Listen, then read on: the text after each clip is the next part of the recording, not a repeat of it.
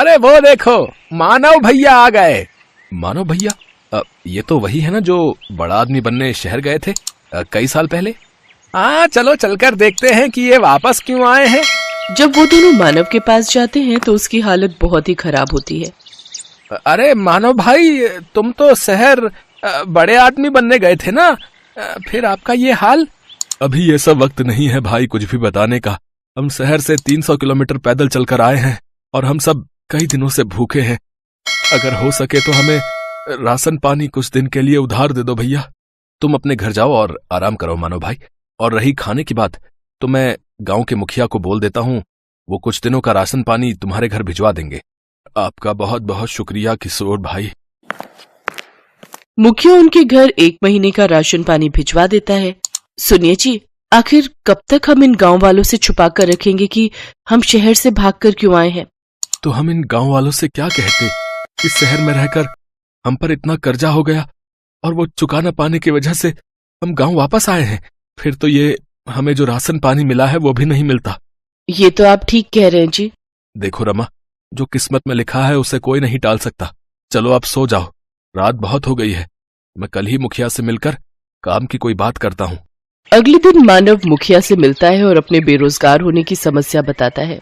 देखो मानव, तुम इस गांव के बेटे हो और अब तुम इसी गांव में रहकर अपना कोई काम शुरू करो।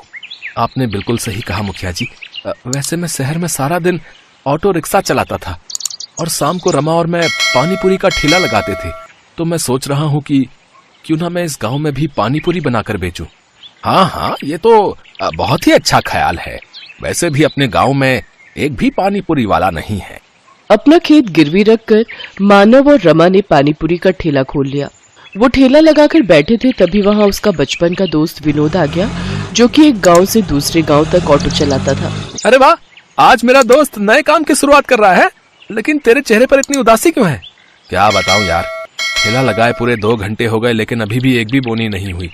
अच्छा बता, कितने की प्लेट दे रहा है तू इन गोलगप्पों की? भैया 10 रुपए के 5 गोलगप्पे हैं बस। अच्छा भाभी, फिर तो मेरे लिए 1 प्लेट लगा दीजिए। मानव उसको गोलगप्पे बनाकर खिलाने लगा। उनको चखते ही विनोद ने कहा, अरे वाह, ये तो सचमुच किसी अमृत समान है।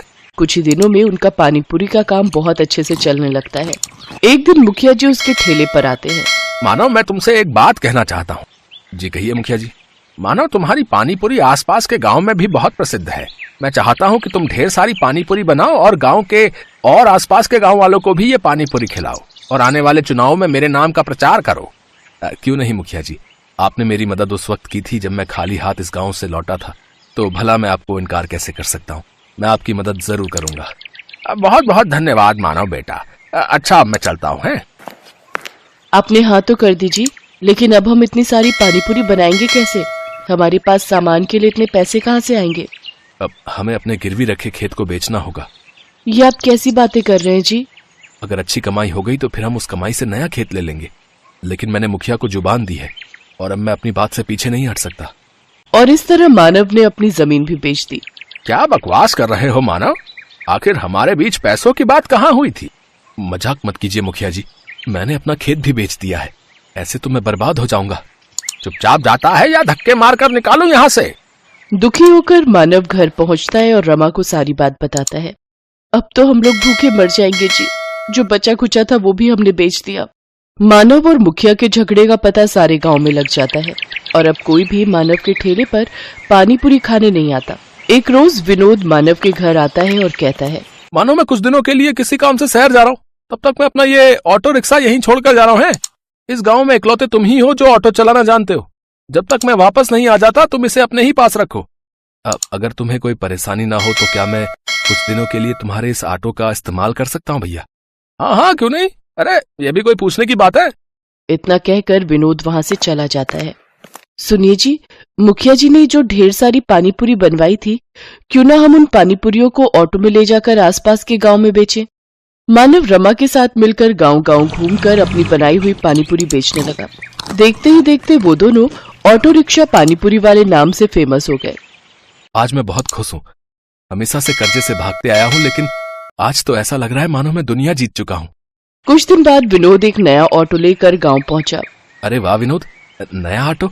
लेकिन तेरे पास तो पहले से ही ऑटो है ना, फिर ये किस लिए? अरे वो ऑटो अब पुराना हो चुका है यार, और मैं उसे बेचने की भी सोच रहा हूँ। मैं अब एक गांव से दूसरे गांव की सवारियां छोड़ने की बजाय गांव से शहर तक की सवारियों को छोड़ूंगा। अगर आप बुरा ना मानो विनोद भाई, तो क्या ये ऑटो हमें बेच सकते हो? अरे ये भी कोई पूछने की बात है? आज से ये ऑटो आपका हुआ है। तेरी बड़ी मेहरबानी मेरे दोस्त। ये ले, ये तेरे ऑटो रिक्शा के पैसे पकड़। रमा और मानव तो ऑटो पाकर बहुत खुश थे। अब वो दोनों सारा दिन एक गांव से दूसरे गांव घूम घूम कर पानीपुरी बेचा करते थे और लोग बड़ी आस लगाकर उनकी पानीपुरी के इंतजार में बैठा करते थे। उनका व्यापार अब बहुत अच्छा चलने लगा और उन्हें अच्छी आमदनी